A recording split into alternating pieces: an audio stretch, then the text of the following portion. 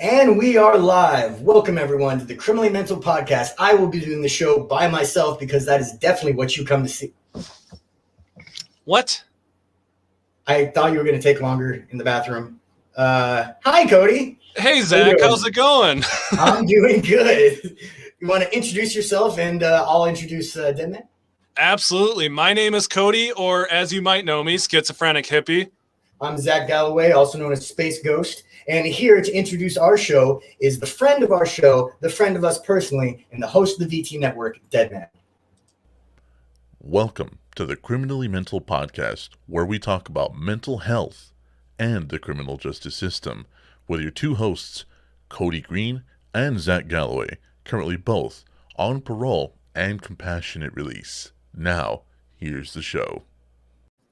We need to send him like a gift basket or something. Don't you feel? Like, I feel like we need to send him something. Yeah, we probably should.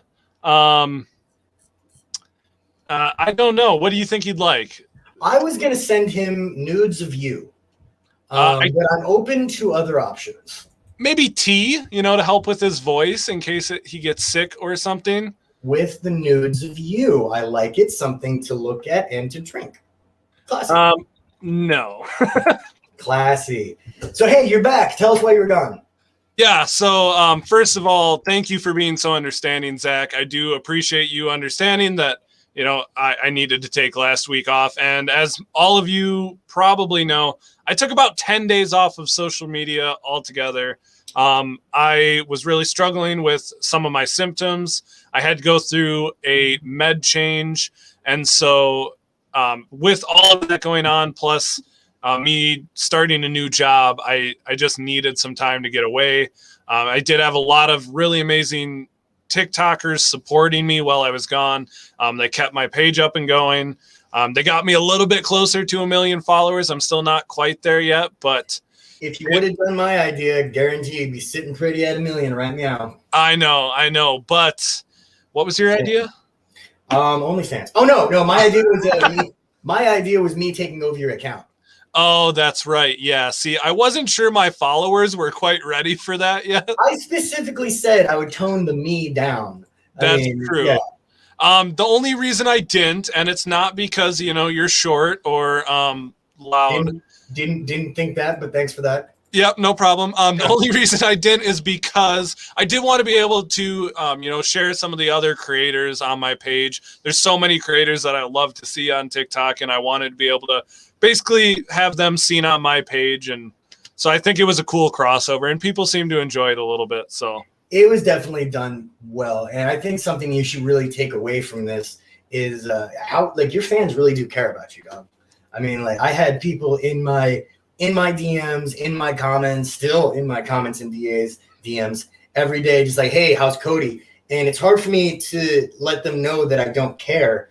But it's been really humbling to see how many people actually come out of the woodwork and were really concerned about you and stuff. So that's cool. I hope you learn that from this. Yeah, well, and it does humble you a bit because it reminds me that the part of the reason I left, and I didn't say this just now, but on top of all the other stuff going on, I had a viral video just before I went on break, and I got a lot of hate from it.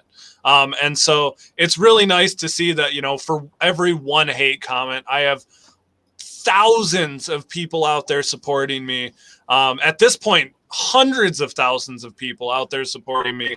And, it does mean a lot, and it's a lot to take in, because every day you just look at it and you're like, oh yeah, that's a big number, but it doesn't hit you until you really start, seeing that number come in with all the people, flooding your comments and all the support. I got letters in my PO box. I got so many Instagram messages, and like you said, it really gives you a super good perspective on, life and things. One thing I think people tend to forget is, they come into their favorite creators live or a video, and I think people have this idea that we're just not human.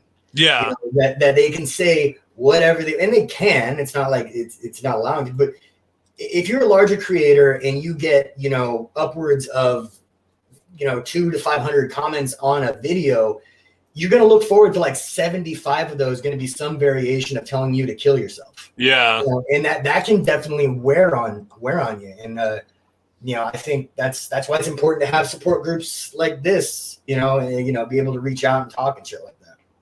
Yeah, and that's why I love this podcast and what we do, because we get to talk to so many different people. We get to talk to some really interesting people, and it's just been like awesome. And that's why I was so excited to get back to it today. I was thinking about taking a few more days off, but yesterday I was feeling a lot better, and I was like, I'm ready. I've had enough time off. I want to get back to it. This makes me feel really good about being able to talk more about mental health and criminal justice. And so, I do appreciate this platform, as well as TikTok and YouTube and all that. Absolutely. Even though it can be mentally fucking draining sometimes, I do still appreciate it. This is honestly, I'm not going to say it's the hardest job, because it's not. I've been an EMT before. I've worked on fire units. I've sold drugs before. I've had a lot of difficult jobs, taxing, sex work. And it's sex work, you name it. But this is the only job that will fuck with you at all hours of the day. Yeah. Like you'll be like, like in bed, and suddenly it'll occur to you like, oh shit, I got to collaborate. I got to do this. I got to do this. I got to do this. Because social media doesn't stop. Yeah. So the ability to take a step back. And if you're a creator out there, and you're aspiring to be, and you're listening to this podcast, be so very cautious to make sure you have designated time where you step away from social media and you spend time with your loved ones. You spend time by yourself if you need to. Because if you stay plugged into this, all the negativity and stuff like that will wear on you over time. Yeah, that's really well said. Especially since you're not so bright. I'm surprised you were able to say that so eloquently. I actually had it written down. So. Oh, did you? You had a script? That makes more sense then. But seriously, no, it was well needed time, and I'm just glad to be back at it. And I'm glad to get started. We have some awesome guests coming up. Today we got Stixie joining us. Looking into the future, we have more mental health advocates, more prison advocates. We still don't have a police officer lined up yet. I actually might have a cop. Really? So my Discord, honestly, my Discord does most of my job for me these days. I ain't gonna lie about it. Siri, someone in my Discord who I love dearly, gave me the contact info when I sent him a message, and he seems like if there's gonna be a cop who would actually do it, it'd probably be him. So I'm looking forward to hearing back from him. Awesome. Yeah, no, that's what we need. Because like you said, we've done so many interviews with people on our side of things, Right. Mentally ill felons. Like we've had an abundance of that. And that's great. I love having these conversations. There's still a lot of good conversations for us to have, but it would be really nice to start dipping into the other side. Like when we brought Jim on, the bounty hunter, and talked to him a little bit. I would really love to have some more perspectives like that, even if it's ideas or perspectives we don't necessarily agree with, because I think that's important. I think the cool thing about I don't want to say the cool thing about us, but the cool thing about the show that we do is that we really do have the ability to talk to people about whatever, even if they are on different sides of the fence. If you've watched the show, we've talked to people that we didn't exactly mesh with on a level, but we still respected, and that's I think it's a great thing. Something else that I want to throw around, we've thrown out this idea before, but maybe talk to people who are into, like, I spoke to somebody who's part of using medical mushrooms for therapy and like psychoanalysis and stuff like that. So maybe like microdosing. Yeah, like microdosing medicinal mushrooms, stuff like that. And there's I'd like to get maybe one of them on the show and do that. What do you think about that?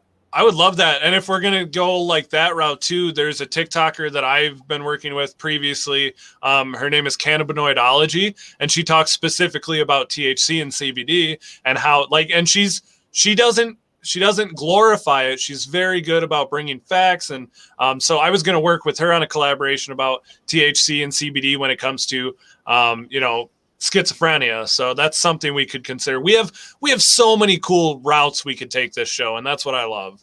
I would love to do that just for a variety of reasons. One, obviously I talk about my own medicinal use pretty openly on my channel, but the reality is it's helped me deal with so much of my PTSD, my anxiety, insomnia at times. So I'd love to actually have like an adult conversation, not glorifying it or anything.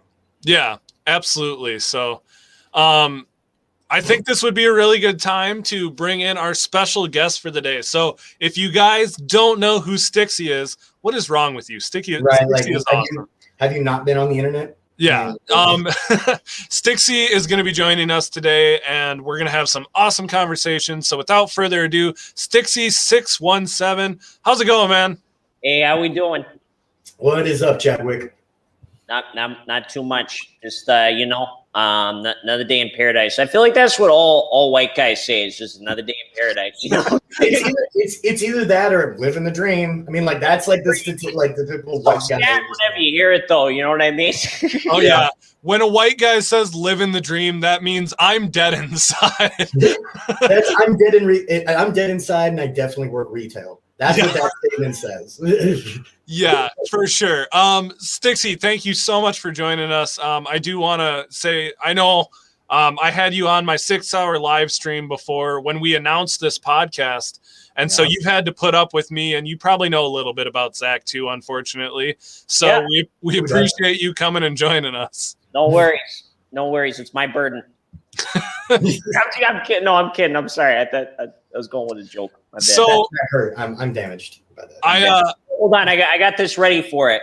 Oh. Okay. So executive decision. Stixie doesn't get the fucking keyboard with the pre-recorded things. I don't think. I think it's going well. I disagree. I think Stixie should be our new sound effects guy. Yeah. What you need is one button that just has like the very middle of a very dramatic monologue from a movie where you hit it and it's like Jack dying on the Titanic. I'd like to, like when you need that. I want to get a laugh track anytime I talk about my own trauma, you know? Yes. Oh, shit. I can do that. I got molested when I was 2. And have it be the same like canned laughter. Yeah. Like the really bad canned laughter. Like maybe get Stewie's like forced laugh that he does on Family Guy. That would be interesting to say the very least. So I think to start out, Stixie, if you're comfortable talking about it, I wanted to talk to you about the what you've been dealing with TikTok the past few days. Because we actually have had someone on the show. Our very first guest was someone with autism, and his name is Tripie. And so we do have a lot of guests who really enjoyed that episode and, wanted us to talk more about it. So I think this would be a cool opportunity, and we don't have to spend the whole show on it, but just because it is, something you've been dealing with recently on TikTok. Well, I don't want to get into it too much because I think most people actually I talked to them about it and they actually learned something and seem to be really understanding of it. But, I'm on the autism spectrum, but I have what's called Asperger syndrome. And there's been a lot of debate recently I've seen in the community, only in the community online, not something I've seen from academics where they're talking about, how Asperger syndrome doesn't exist anymore just because they removed it from the DSM-5 and stuff. And it's a little interesting. And because it was the guy who founded Asperger syndrome was a complete dick. His name was, can I curse on here?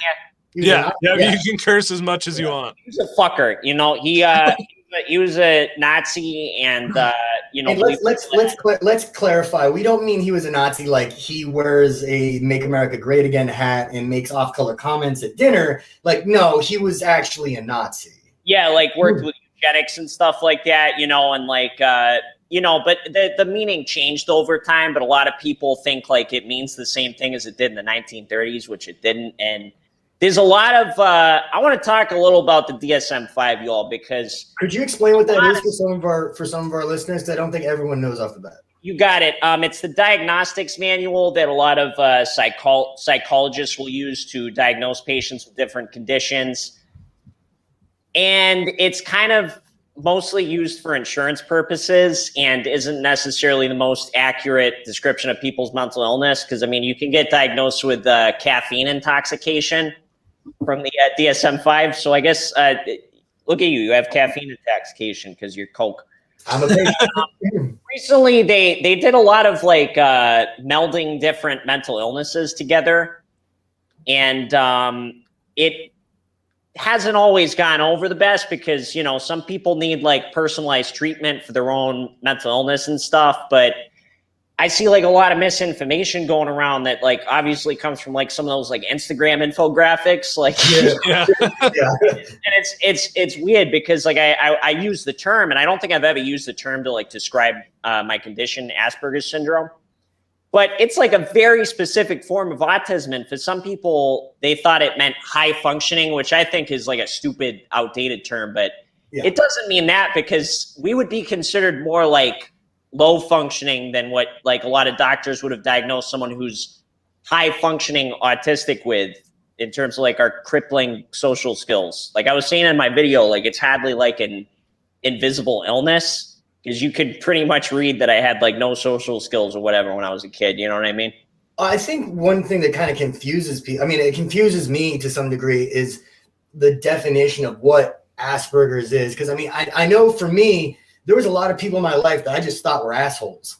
And then it turned out that they actually had like a condition, or they had Asperger's or things like that. And like in our society, because we're learning so much about mental illnesses and things like that, we're having a lot of whoopsies moments with shit like this. So one thing about me, I didn't mean to interrupt you or nothing. That's fine. I'm not interested. Shut up. I ramble a lot if you ever need to. But one thing about me that gets a little confusing is I have not only Asperger's, but borderline personality disorder. So sometimes I'm trying to figure out which one it is that's affecting me at some point in time, because sometimes I'll make some comment that's like hurtful to somebody, and I'm like, was that me like intentionally being toxic and stuff like that? Or was that me not understanding that what I said was hurtful and stuff like that, That's gotta kind of fuck with your mind. I mean, like, is there even, I mean, I hesitate to use the word treatment, but is there any like therapies or anything that kind of help with it? Or me, there was a lot of people, I mean, for Asperger, I'll go over what they did for me with Asperger's syndrome, because I was screened at 2 years old, because I was born into a family, very lucky for this, and I acknowledge my privilege with this, but I was born into a family that took mental health pretty seriously. You know what I mean? Yeah.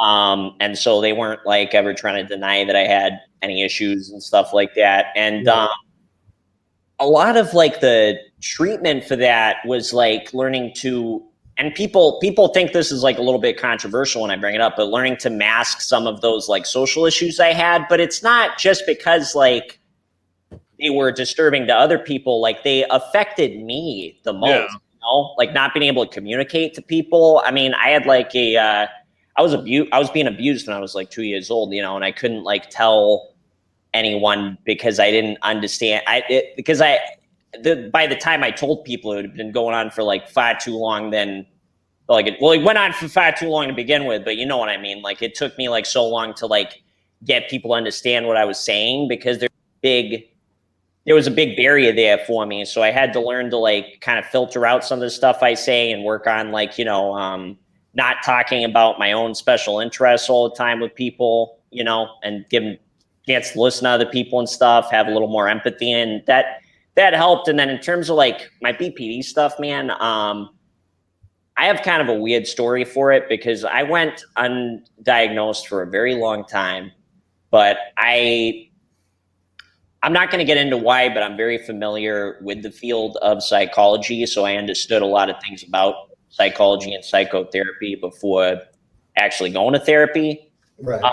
And for me, I needed medication to deal with my very intense emotional displacement that would affect my life a lot of the time. And what a lot of people need is something called dialectical behavioral therapy, which kind of breaks down like certain patterns of behavior and helps you to kind of unlearn those patterns of behavior. It's a lot different from like regular talk therapy, because you have like homework and assignments. I never needed a lot of that personally, because I was able to kind of figure it out for myself. And that's not to say I'm special or anything. That's just a skill that I have. Well, you're definitely, I mean, what you're saying is you've been from the start seemingly pretty proactive with your own mental health and health care, which is what you got to be, really. Yeah. So I already kind of know what exactly is masking. So masking is a term that's mostly used by neurodivergent people to describe changing certain behaviors in social settings to appeal to make yourself to not outwardly show that you might have like autism spectrum disorder or Asperger's syndrome and stuff like that. And I don't know, the reason it gets controversial is because you should never like force someone into masking their behaviors. And a lot of people get forced into doing that, and it's very wrong. I think people should be allowed to stim and talk about their special interests as much as they want. But when it's at a point like it was when I was a kid, where I had like no friends and was probably not going to be able to make it through a job interview, you got to learn to mask a bit. Because one thing about the disability community that I've been afraid to say this publicly, but one thing that kind of pisses me off is that a lot of people don't really understand that there's a little bit of classism that goes into the way that we talk about disabilities. You know, I have a growth disorder, and you know, I had to work construction despite my doctors telling me that I really shouldn't do it, because I didn't have like mom and dad to like let me stay at home and, you know, stay with them and not have to work as many hours. Like, I had to work a lot of hours, and that's not fair, and it's not right that a disabled person would have to go through that. Well, Right. And not to interrupt you, but I've used this statistic so many times, but out of our homeless rate, almost 20% of our homeless rate are people with schizophrenia. Now, it really bothers me that we are expecting people with schizophrenia to just be able to go out and work, because these people can't afford medication, and most of them are too delusional or just hallucinating constantly. How are they going to go to work? I'm lucky. I have medication. I have a mom who's been through it, through the diagnosis, through the treatment. I have a wife who's here to help me when I'm really struggling. Not everyone has those resources. Yeah. And to expect, you know, and obviously it's a problem. Look at the numbers. If 20% of our homeless rate is schizophrenic, there's obviously a problem with that. I mean, I couldn't get treatment for a lot of my stuff for a really long time. You know what I mean? And there was a lot of different reasons for it. But like, that's something that people don't realize when they talk about this stuff, is like, there are disabled people that have to do things that like they shouldn't be doing, because that's the reality, is that like class absolutely has to do with disabilities, and it affects people. You know what I mean? Absolutely. I also think something that's kind of, I mean, like, I've dealt with this a lot, and I'm sure all of us have on TikTok, that whole, like, unless you have a physical disability, you're not necessarily taken seriously as, like, you know, somebody with a disability or a disabled person. And that's something that's rough to get through. I mean, it's a little more obvious for people like Kody, who has schizophrenia, and, you know, he has like active hallucinations, but, you know, or like Zac, who's like what, 5'1", 5'2", anti-Semite. Anyway, but for those of us who have like more hidden disability, or hidden, but, you know, like if you're depressed to the point where you're not getting out of bed for weeks, like shit like that, like that's a life-changing disability. You know? Yeah. Like, no, I mean, I used to be like that, and I didn't take my own mental health seriously. In January of 2020, the reason why I got my borderline diagnosis, I had an anxiety attack that was so bad that I didn't even get out of bed for like 4 days. Oh, wow. And it was like crippling anxiety. I don't know if you guys have ever felt alcohol poisoning, but it felt like alcohol poisoning. And at the time I was sober. Oh, I had feelings of like, just like the shakes all over and stuff, because my anxiety gets bad like that sometimes, but I never took it seriously until like it, you know, I realized like I almost died, you know? I feel like most people don't take anxiety seriously until they have to. I mean, I know for me, it wasn't until I had an anxiety attack that literally made me black out that it made me realize, okay, this is something that I need to address. And I still don't manage it properly all the time.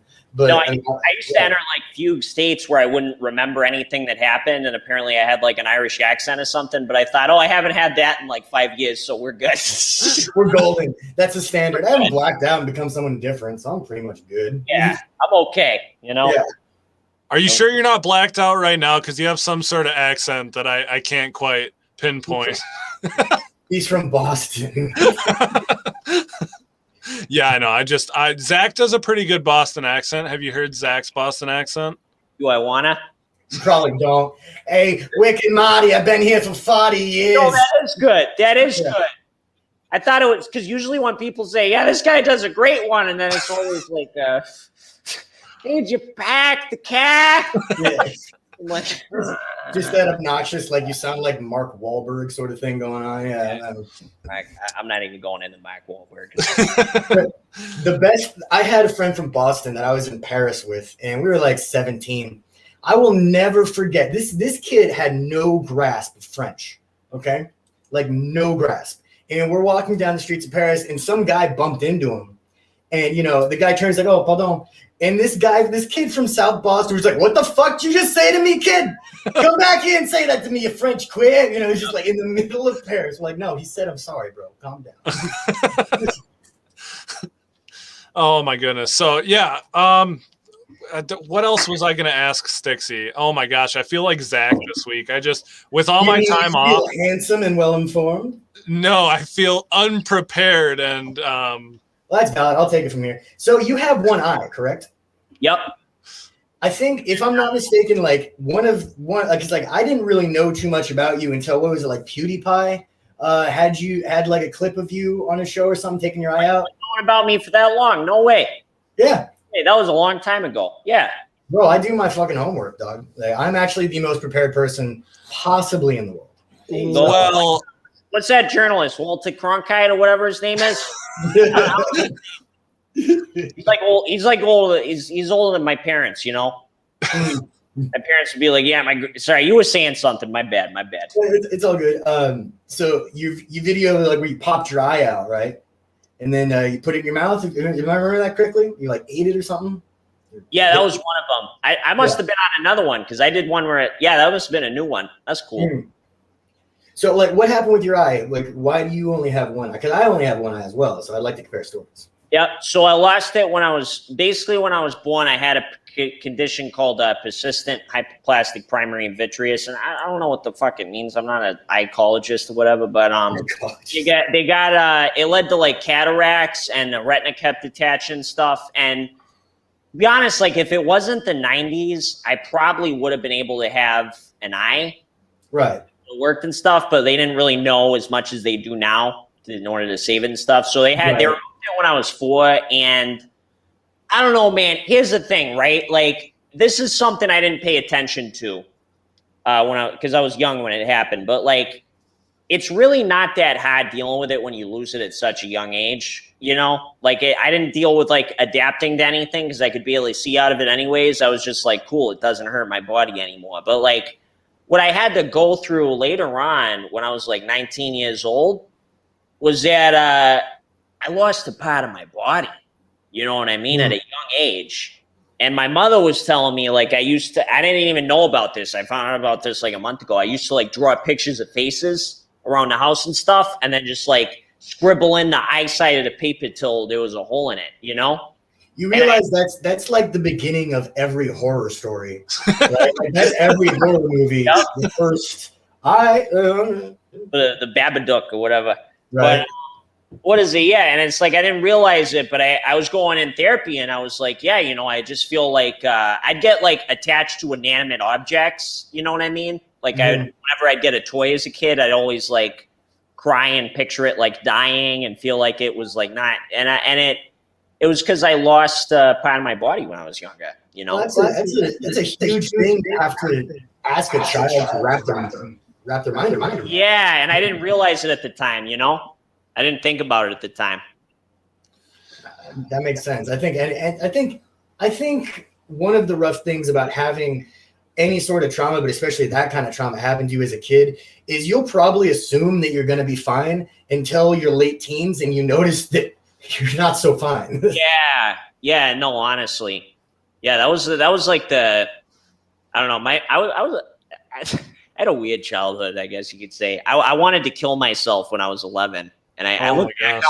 Everybody gets sad when they hear it. I just think it's funny. You think I'm an 11-year-old wanting to kill yourself because I'm like, man, you think it's bad right now. Wait till you got like what's going on. But it was interesting because, like, and I don't know if this was like autism spectrum too, because I always have to look back and say, did what I say actually make sense to people with my Asperger's? But Looking back on it, it's like I remember like telling an adult, I think, that I trusted, like, I think I'm depressed. And they were like, you're too young to be depressed. Oh God. Like, okay, I'm not depressed. And I went through like all this time thinking I didn't have like mental illness, you know? Yeah. My mom was getting diagnosed with her schizophrenia, and like she started having symptoms in like the early 2000s when like we were starting to understand more of that stuff, but not quite yet. And I remember what some of my family would say to her about it, stuff like, and she was actively having hallucinations and paranoia and delusions, and they'd be like, oh, you're just sad, you need more sleep. Like, okay, like I look back and I'm so glad I live in this time. And could you imagine being a schizophrenic person 20 years ago, 30 years ago? I would have been just thrown in a psych ward somewhere and left. Therapy, you know? Oh, shock therapy. Yeah, I hear about that too. I know a lot of older people with schizophrenia who talk about that. That's insane to think. It's also nice though to be able to look at it and be like, we have come a far way, like with all of that stuff. I would even argue with like autism and Asperger's, they have come a long way with, you know, trying to understand it. And the crazy thing is like the field of psychology hasn't been around for as long as a lot of people feel like it is. I feel like yeah, nowadays, right? It's not like a freaking boom. But back in my day, in 1990, you know, they didn't understand how the brain worked, how the eye worked, how, you know, all that stuff as much back in just the 90s, even as much as they do now. You know what I mean? So it's kind of cool because it's really changing. I mean, they're not going to change how gravity works and stuff like that, but you know, it's. I think one of the benefits that we in this generation and every generation after us, no doubt, takes for serious granted is how much information is out there for everyone. Yep. I mean, when we were all kids, I mean, like like you didn't have Google in your pocket, you know? I mean, like if you needed to know about a subject, you had to actually do some footwork and shit like that. I mean, now you can actually learn about any subject. Shut up, Kody. I know you're going to say something about me. When you were a kid, they didn't even have motorized vehicles yet, so. They did. It was a new thing, and I was very excited. I told you that story in college.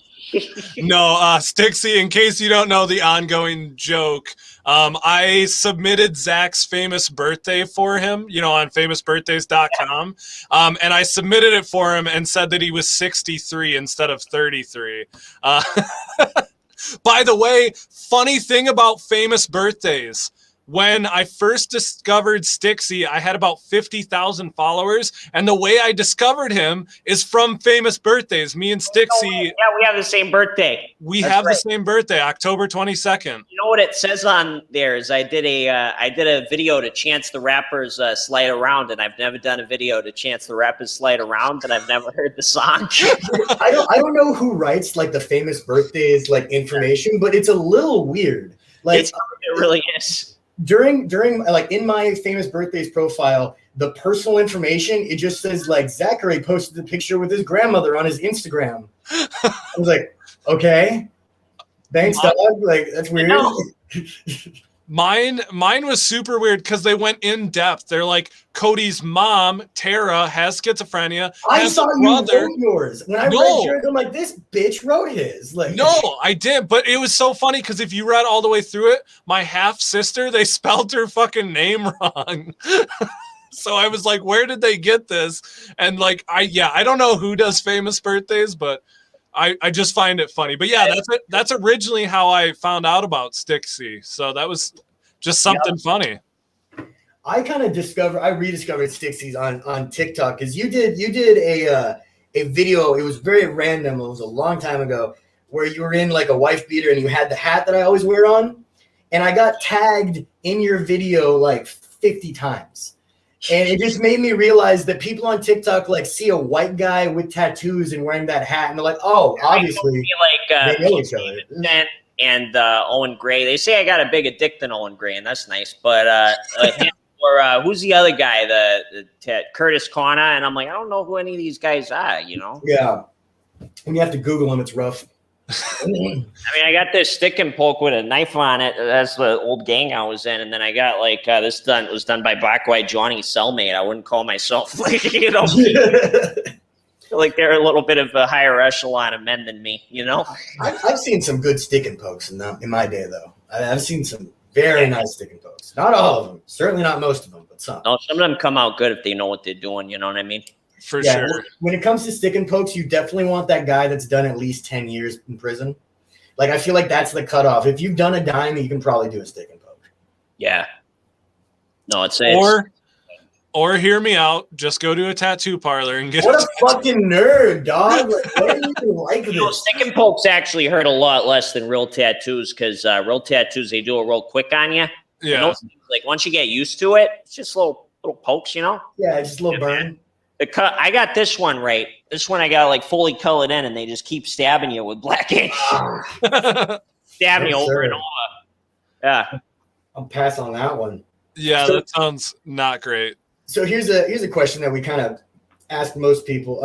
You have Asperger's and you BPD as well. Yep. Those are BPD, maybe not so much as Asperger's, but Asperger's is a fairly common diagnosis. What advice would you give to someone if they are friends with somebody with a similar diagnosis, or maybe they're in a relationship with somebody? Like, what in your experience is a good piece of advice to give to someone who's neurotypical dealing with somebody with BPD or Asperger's?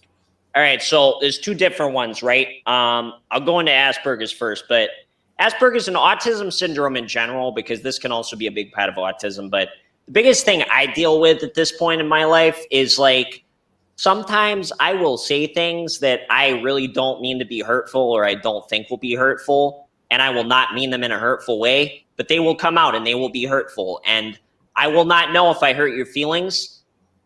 Be upfront and communicate with people with autism. We're not babies. We can take constructive criticism. Constructive criticism, don't blow up on someone. Right. But the worst thing in the world that I deal with all the time with friends, relationships, is when they just are too afraid to say, hey, this comment you made hurt me. And then I have to figure it out like months after the fact and feel like shit about it when I couldn't really do anything to make it better, because it's not something I meant to do to be hurtful, and I would have apologized, And that's a big thing we deal with. And so I'd absolutely recommend like just be upfront with us, because that's what we want, is for people to we're upfront with our thoughts and feelings, so you give us the same. So it's basically like a match that energy sort of thing. Yeah, because we need, and it's not even like an energy. It's just like, it's just we have, like, I have so much trouble understanding sometimes, like if I've like upset someone or something like that. We don't read social cues. That's not a good way to communicate with someone, That makes sense. That's pretty good advice. With BPD, it's kind of the same thing, but I'd say the biggest advice for someone with BPD, right, is like, obviously, like, we need a lot of treatment before we're ready for healthy relationships, but try to understand something, that when your partner like says something passive aggressive to you, or that's kind of like comes off as like really angry, or they're breaking down about something, understand that, and I hate to break it to you, but they are suffering a lot more than you are in that very moment. They are suffering a lot more than you are in that very moment. Like, there are times with borderline where if I feel like I've said something wrong, or if I feel like something, when I'm walking the borderline, basically, I have like so many thoughts running through my head, and it's hard to explain it without going into specifics, but there are times where it's like I feel like I need everyone in my life to love me, and I need to do every possible thing to get it that way. And especially when someone's upset with me, it can be very difficult sometimes. I used to have a problem with not taking constructive criticism very well at all, and I would like break down and like beat myself up over it. And yeah, that's annoying as hell when you're trying to communicate with someone. And yeah, like I had to work on that, but understand that if I fuck up sometimes, or someone fucks up sometimes with something like that, they're hurting a lot more than you. So try to be conscious of that, because I don't feel like many people are, I think that's really good advice. I mean, for And I think something that a lot of people, I mean, I don't know, I've felt this way in my life. If you're in a friendship or a relationship with somebody who has any sort of mental illness or mental diagnosis, sometimes there's that urge to almost excuse everything and just be like, oh, that's just their BPD, that's just their Asperger's, just their autism. That's not a relationship. You know, like you need to still be able to openly and honestly confront issues. Right. Let me teach you something, kids. Any kids watching this about emotional agency. This is something I had to learn because I struggle with this more than anyone else with my BPD. You are not responsible for the only person who's responsible for enjoying your relationship is you. It's not your significant other. If you're like, oh, my significant other's not taking care of their mental illness for me, that they're not supposed to. If they're not taking care of themselves and it's making you feel exhausted, you should leave that relationship. And you shouldn't be putting with friendships too, like friendships, anything else. Like if your mental health is not okay in a relationship, you're not a bad person for leaving. You know what I mean? I've been on both sides of this coin, you know? I think anybody who's dealt with addiction has been on both sides of this coin. Oh, yeah. I know. I mean, Kody, I don't know about you, but I know about for me, I've had to cut people out of my life, especially now that I stopped doing drugs, just because, hey, your shit ain't healthy for me and I can't be around you. And, you know, on the other side of that coin, I've certainly been the guy that people have been like, nah, dog, we can't hang out. Yeah. I remember someone I know in recovery was talking about, they were talking about this person who was going through active addiction. They said, this person's going to drive me to a drink before I can get them sober. And like, I wish more people would understand that it's okay to have your own emotional agency, and you can only work on yourself in a relationship. If you're setting your boundaries for someone and they just can't be the partner that you need, or in a friendship, you know, if they are not the type of friend that you need, you don't blow up on them. You don't blow up on them and get mad at them. You leave. You know, it's hard, but it's what you got to do. Well, and I think that's what people need to realize, because so many people, everyone here has been stuck in either a relationship or friendship where they felt guilty and they didn't want to leave. And if you can't take care of yourself, you can't help anyone else. You need to prioritize your own health, whether that be mental or physical. Yeah. And that's a tough thing to realize. And Zac, that's a perfect example with recovery and addiction, because nothing's harder than looking at the people who, you know, in your mind supported you and were there for you and put money on your books and being like, I can't be around you anymore.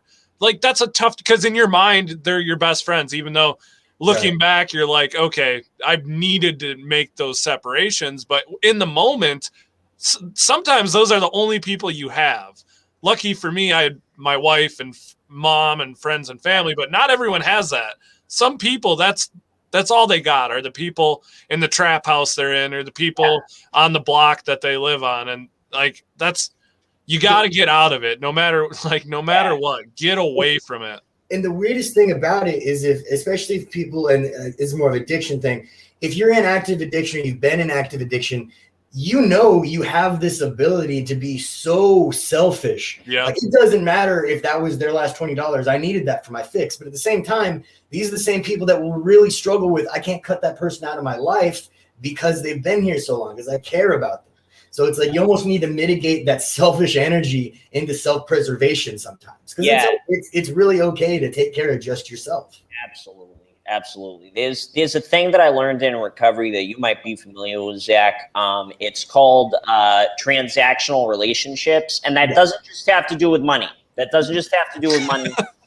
You know, transactional relationships, what it can be like is I always take time out of my day to go and text my partner, and she barely texts me back.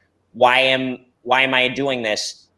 That's a transaction. That's not a relationship. You should be happy when she texts you and not worry about having to text her. It should be a good thing. You know, but when you're in that mindset of feeling like a transactional relationship, it leads to a lot of resentment and just a lot of you guys not getting along, you know, and it morphs into something ugly. Friendships, relationships, anything like that. It just becomes ugly because the other person's always going to feel like they're pulling more weight, you know? Yeah. Oh, one of the rough things about anybody who's been through trauma, especially at a young age, is I feel you have a predisposition to not understand that relationships aren't transactional necessarily. That, people, like, you have people in your life there because they love you and you love them. It's not necessarily a cause and effect. They're not there because they're getting something out of you. And that can be a really fucking hard thing to swallow, especially if you've had enough trauma in your life where you've been used. If you didn't grow up like that, it's a little different. You know what I mean? Yeah. Right? That can be a weird one.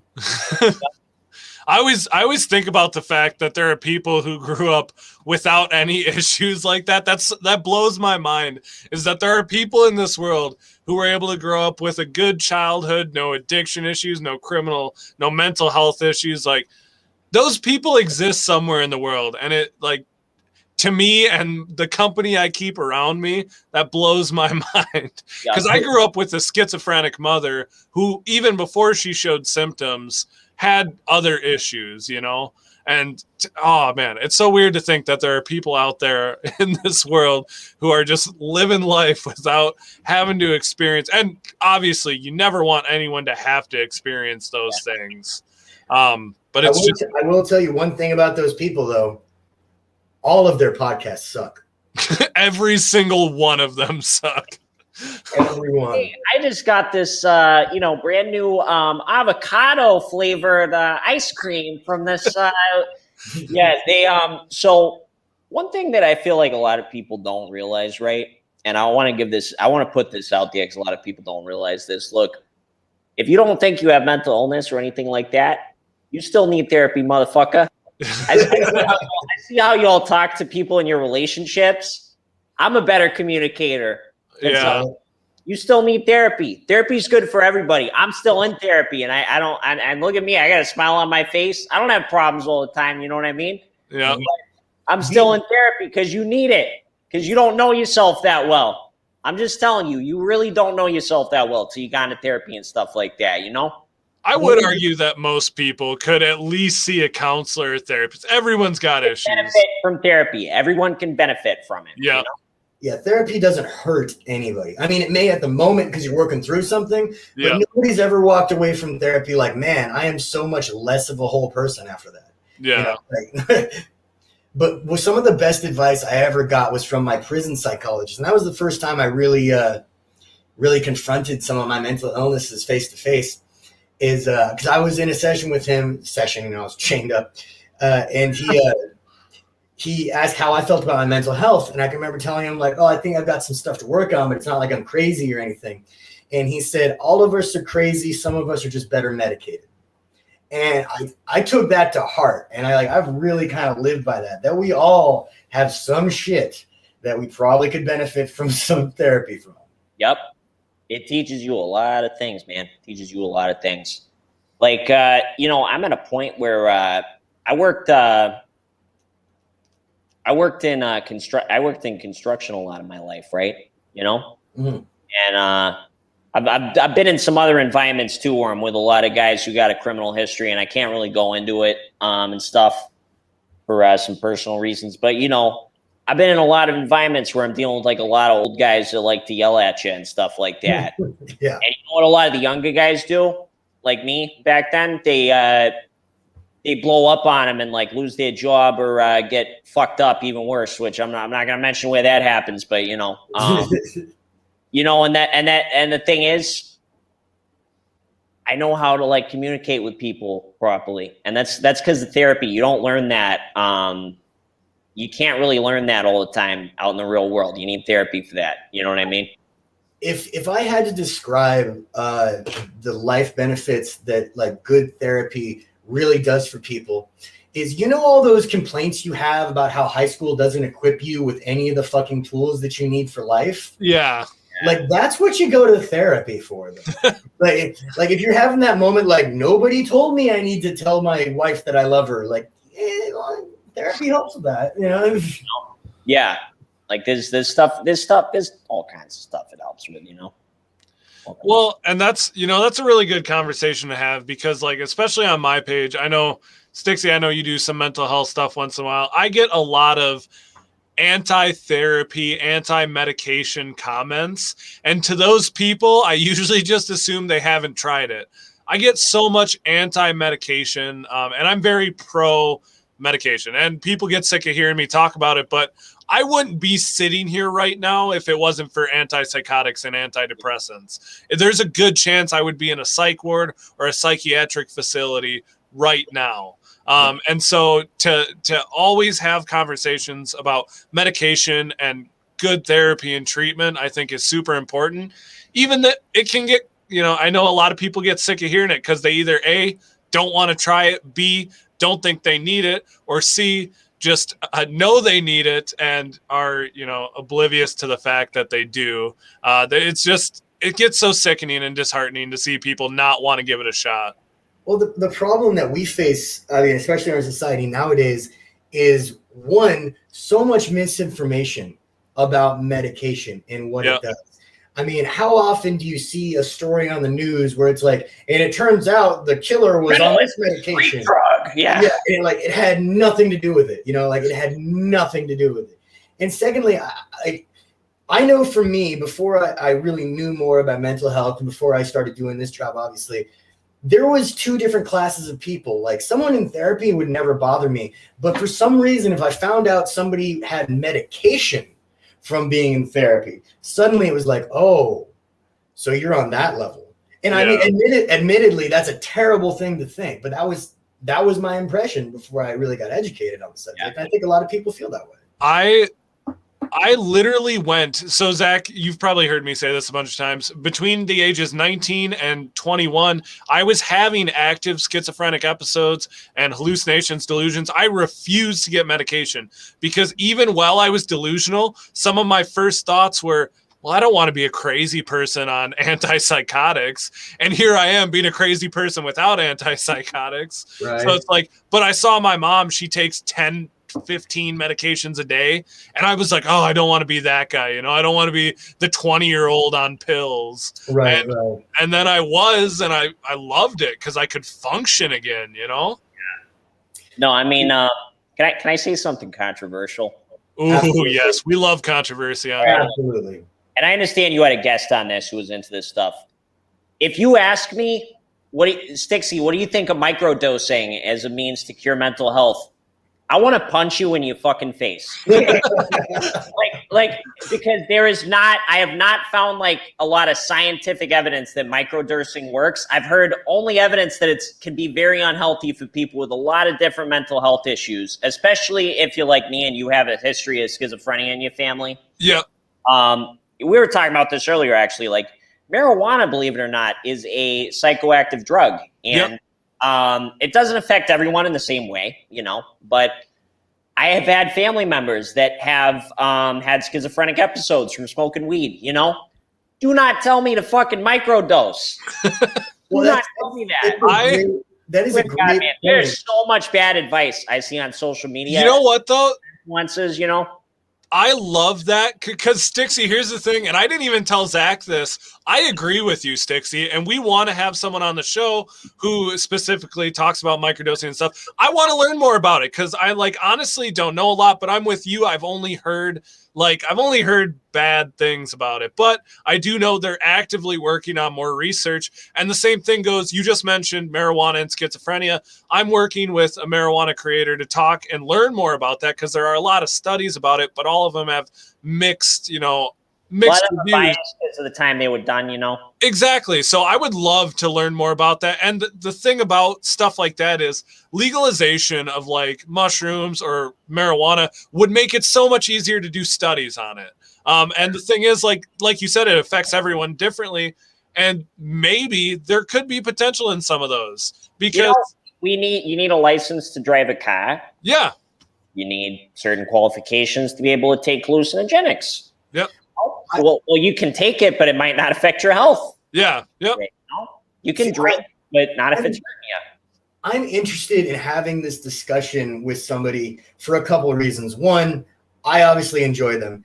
And two, I would love to see, and this is really just a selfish drive, but I would love to see more treatments for mental health taken out of the hands of big pharmacy and more into, what's attainable to the general public. Because there's a lot of bullshit out there that's just meant to make profit for pharmaceutical companies. Absolutely. So whenever I hear anything that's like a semi-holistic treatment and it's not bullshit, so help me God, if you come at me with crystals, I will break your jaw. I'm breaking your fucking jaw. If you come at me like, you're depressed, have this crystal. Like, now you've got a broken jaw. How's that feel? But, I guess that's great for like Emily, who didn't get her Ferrari when she was 16, from her dad, like that'll help you work through that, but not really in a lot else. The amount of times I've been told crystals and meditation would fix my schizophrenia, or prayer would fix my schizophrenia. It's unbelievable. And that's why we have shows like this and have conversations like this, because it's so important to talk about it. Yeah. I don't want to talk about the program specifically because I don't want to like drive people away from it, because it's really not a bad program. But there was a program I was in for recovery at the time. I was about a year sober and I had all this undiagnosed mental health stuff. I thought I was just an alcoholic. And I literally went on the podium to speak about because they have you speak about your experiences. I was talking about how I was feeling suicidal at the time. And this was 2 weeks before I almost died, like I told you, back in January 2020. This is back in January 2020. Talking about how I was feeling suicidal all the time. And I was really concerned because I didn't feel like there was anything working for it. And they said, no, you just need to do more stuff within this program, which was basically pray on it and stuff like that. I don't know the specifics because I can't get the program away. But it wasn't very good advice. They said I shouldn't go see a psychiatrist or anything like that. And not everyone in the program said that, but 2 people said that to me. And, there's a lot of really bad places you can go for resources and stuff. I mean, you guys have heard of BetterHelp, right? Is that the mental health, but you have to pay for it, the online? It doesn't take your insurance and it doesn't have real psychologists on it, when literally every psychologist does telecom if you ask them, Yeah. That was one of the people that wanted to sponsor me at one point. I don't think you know this, Zach. They actually asked to sponsor the podcast at one point, I think. Not taking it. Yeah, well, so speaking of sponsors, we are coming at the end of our time here. So I think it's a time we talk about Zach's old man balls and Manscaped, because we do have a sponsor, and it is Manscaped. Zach, would you like to talk about your old man balls for a little bit? I love that this joke is still going on. I just want to go on the record and say that. But yeah, we are sponsored by Manscaped out there. As you guys know, they have a lot of great products, some of which we've plugged before. My personal favorite is the ball deodorant, because we're coming up on summer, and after a clean shave, there's nothing worse than swamp crotch. So ball deodorant is where it's at.